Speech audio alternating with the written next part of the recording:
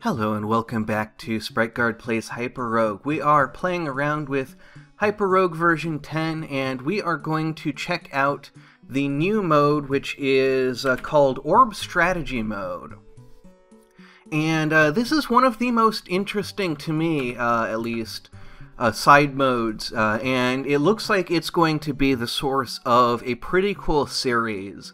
So this is, let's get started, and I'll kind of try and explain it as we go, because it's a little bit difficult to explain, but it's basically a mode of the game that makes it play a little bit more like a traditional roguelike. So we're actually going to start getting gear, and you can see up here we now have 2 orbs that we can use, and you can see we have the Orb of Flash, and we have the Orb of Winter, and we have one of each of those. And we can use those whenever we want. And now the game is actually a lot more demanding here. We need more treasures collected than we would normally, which means that we're going to have a lot more enemies on screen at once. So it's going to be more in the vein of, you know, a traditional roguelike where you have a lot of enemies and you have to very carefully pick from a whole bunch of options rather than just having a few options. And it's going to force us to get a lot more treasures than we usually do, especially because Flash is so useful, so versatile, that we're going to be focusing on, you know, really gearing up on those. And this actually introduces a new orb that we will be checking out as soon as possible. The Orb of the Mirror, which I did not understand it when I first tried this mode out, but then I read the blog. And it's the Orb of the Mirror. And it's one of the most powerful orbs in the game. It's not in the main game, for reasons that will become obvious once we reach it. But it is available in this mode, and it is kind of a centerpiece of this mode. Alright, so already we're kind of getting into some hairy situations. I'm looking at, you know, are we going to be able to kill both of these guys before this guy on our left gets there? And it looks like we can. Yeah, everything's timing out very nicely. And we didn't uncover any cells while we were doing that, so just the guys on screen came after us. And we're actually going to be aiming for 50 ultimately, but I don't remember exactly what rate we get things at. I think we get one at 30. We can watch the number up there to see. And if not, we'll take a break from that, and it will actually tell us on the inventory screen. Yeah, so, oops, that's the overview. Is it I for the inventory? Yes. So we have 2, and let's see, the next at 28 to 47. So it looks like there might be a little bit of randomness in that. I'm not really sure. So because I do want to make this a series, we are going to plunge into the Land of Eternal Motion and start grinding up some orbs of safety. It's going to be much more difficult to get them because of how many treasures we're going to have to grind up. Luckily, this land I do consider one of the easiest, though it does get quite challenging once you have more treasures. And so we're going to have to really pay attention to, you know, what is our clean line of escape. And that's going to be sometimes difficult to figure out, and it's not always going to be the straightest line we can take. And so we have to really try and, you know, be really aware of our situation and what our options are, not just immediately in front of us, but what are our options in the long term. And you can see that these little zigzags that I'm doing can sometimes slow these guys down a little bit in some useful ways.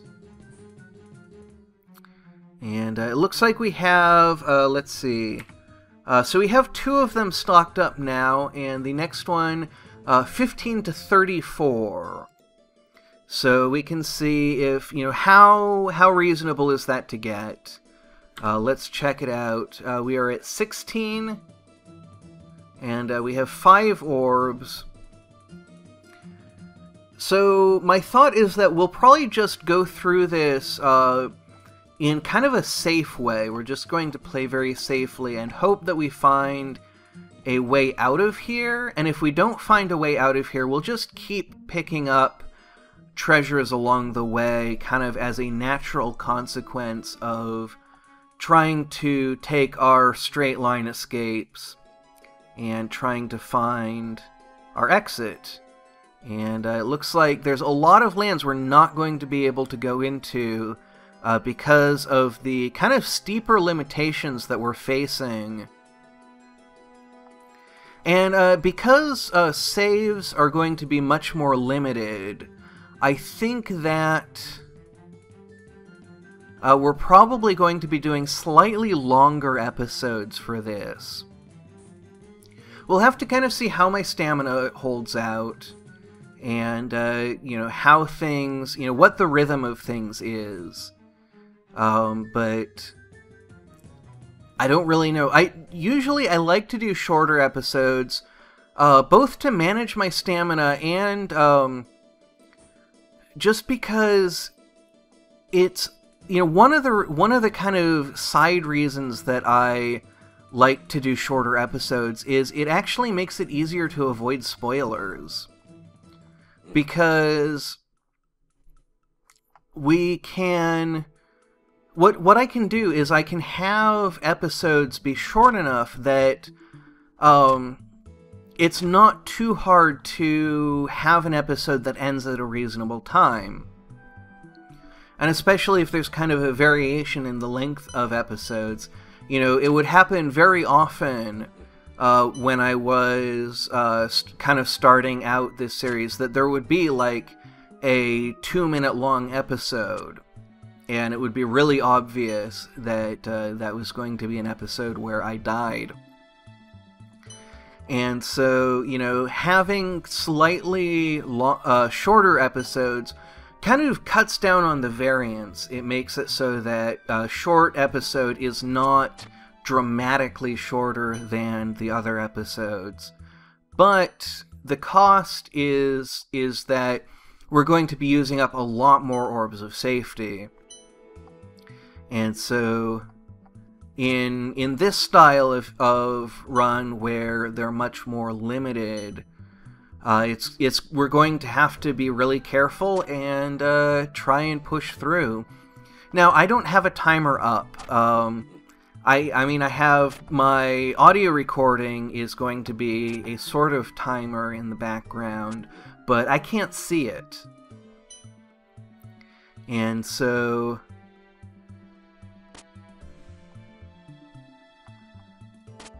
I don't know how long we're going. I just have to kind of go by my instinct about how long we've been at this, and how long can my stamina hold out.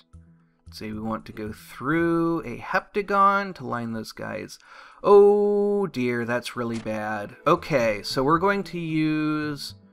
we're going to wait for these guys to get up to us. And we're going to use an Orb of Flash. Let's see, we have Earth, Flash, Winter, Safety. I think the Orb of Earth might be able to save us. Let's try it, because it's not an orb that I have put a lot of value in. There we go. That's pretty cool. And it looks like it's not going to cave in behind that guy, unfortunately. But hey, I managed to figure out a way of saving our hide and not using up one of our most valuable orbs. So that's the kind of thinking that we are going to have to engage in order to really effectively play this mode. And I do want to keep trying to get that next Orb of Life and Orb of Earth, but it looks like not going to be able to do that. We're just going to head out of here. Orb of Storms, I think, could be really useful to have as kind of, it'll be a backup orb, and it will be something that behaves very much like Flash, but it's going to be easier to get than the Orb of Flash because we have not gotten a lot of rubies yet. And so by balancing how much Flash versus how much Storms we get, we can kind of increase the number of destruction orbs that we have available to us. Now, I would actually like to fight my way alongside this desert and see if we can stay within sight of it. Because the Orb of Shielding is actually more useful in this mode because you can pull it out exactly when you need it. And so I would like to get into this desert, and we may need to abandon the jungle and come back to it later. That will be fine. The desert, getting 10 is pretty easy. 25 is considerably harder. And now that we have 100 treasures, now things get really interesting, because now we should unlock the Hall of Mirrors. And that is going to be one of the most important. I mentioned the Orb of the Mirror being one of the most powerful orbs in the game. And so now we're going to get to try that out. We're going to head in here. We're going to start picking up orbs. And I read some of the change notes, and we should have, yes. Hall of Mirrors, a strange land filled with mirrors, break magic mirrors and mirage clouds to gain treasures and helpful mimics. So mimic movement was changed, which we noticed last time, and in editing I actually noticed that I was making a very foolish mistake that comes from playing too many kind of fantastical games and, you know, reading too many fantastical stories is, of course, nothing over here is going to matter at all. The mirror spirits do come out, I believe, come out of the mirrors. I think. I'm not even sure about that, but everything in the mirrors is exactly the same as what's out here, because there is no mirror world. This is just what we're seeing in the mirror. This is exactly the same as what's here. And so the mirages are crossing each other. They're reflecting with each other. But they're not really passing through the mirror.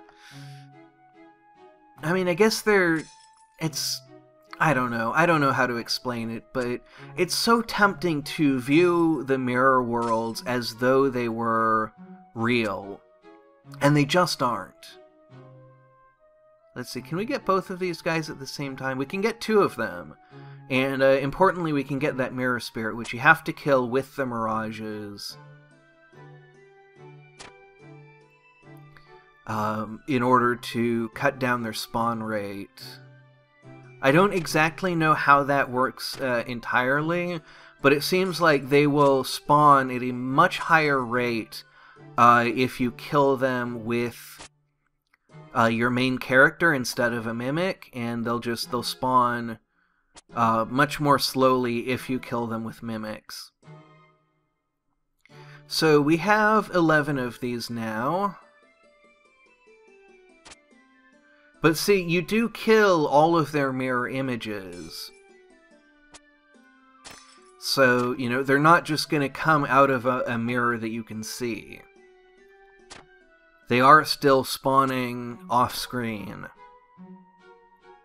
So I still don't completely know how that works. But I think that the understanding that I do have of it is good enough. That basically killing them with mimics is just, it's more effective, it cuts down their spawn rate. So let's take a look at the Orb of Mirrors. That's the overview. We want the inventory. There we go. So let's see, Orb of the Mirror. Let's right-click it. Use Orb of the Mirror to gain copies of one of your orbs. Mirroring weaker orbs usually yields more copies. It can only be used once per orb type, and only when you are next to a mirror. Okay, so that means that... so we could use it on the Orb of Safety, and let's try that out. So that gives us 6, so it doubled the number that we have. And so we probably want to stock up on Flash and then copy it.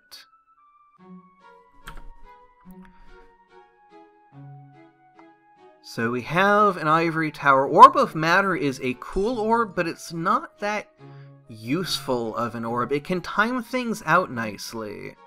And now we actually have a dead orb. I'm not sure how we got the dead orb. I'm not sure if that happened when we used the mirror orb, or if we picked it up in some other way that I wasn't really paying attention to. Because I didn't see if it appeared when we used our Orb of Earth, or if it appeared when we used our Orb of Mirror. So I think... you know, we're getting to a point where I feel relatively comfortable wrapping this up. Let's see if we can...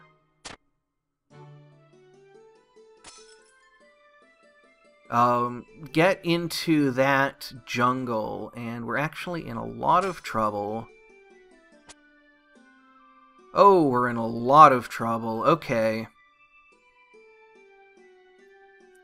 So, what do we want to do here? We can flash out of here. Let's see, can we hit anything? We can't go there. Let's see, we would have to go there to get that guy. So, the places that we could go to actually attack someone... Oh, no, no. So, we could both attack that one, but this guy would still get us. Yeah, we don't have any mimics that can do any good work for us. So I'm going to take a step over here. And that was almost helpful, but we're still a little bit trapped. So we have 13 orbs. Let's take a look at our inventory. We could flash out, we could shield out. We could make a golem... but it would probably spawn someplace where it would just immediately get killed, and that wouldn't be very useful. And so I think I'm going to use the Orb of Shielding to get out of this. So we'll save our flash. So we want to watch our charges.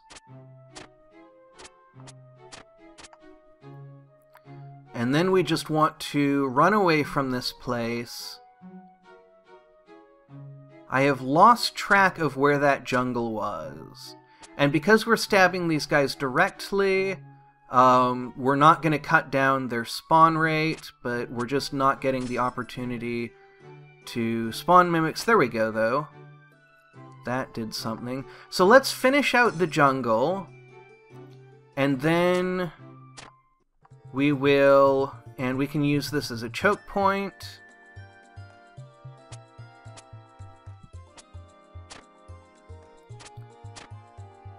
And let's see, so then we will use our Orb of Safety. So we want to move now and kind of get away from where the ivy has been growing really thick. And there's actually our 10th ruby. And there's a crossroads. And so we can actually save in the crossroads, which is going to be pretty useful. We can kind of decide where we want to go next. Land unlocks are much slower. I think the next tier of unlocks is actually not until 200. I would like to get more spice from the desert. I would like to get more flash and hopefully mirror it, which means more mirror shards. And just keep doing cool stuff. So I don't know how long this episode has been, but probably expect longer episodes for this series. Not really sure how this series is going to go, but I'm really excited for it. It's a completely different way of playing, and we're going to have to see, how much are my skills going to transfer over? How much is my planning ability going to transfer over? I think we're going to need to plan things out even more carefully than we usually do, but we're going to be able to plan a lot more, how do I even describe it? A lot more effectively, because we know what is going to be available to us and when. So let's use that Orb of Safety. There we go. So the Orb of Discord could actually be really useful for just cutting down the amount of chaos around us. And, getting some, Orb of Friendship, more Orb of Life could be really useful. We'll see. All of that is coming up in the future. We're going to have to make some big decisions, and until then, thank you very much for watching, and have a great rest of your day.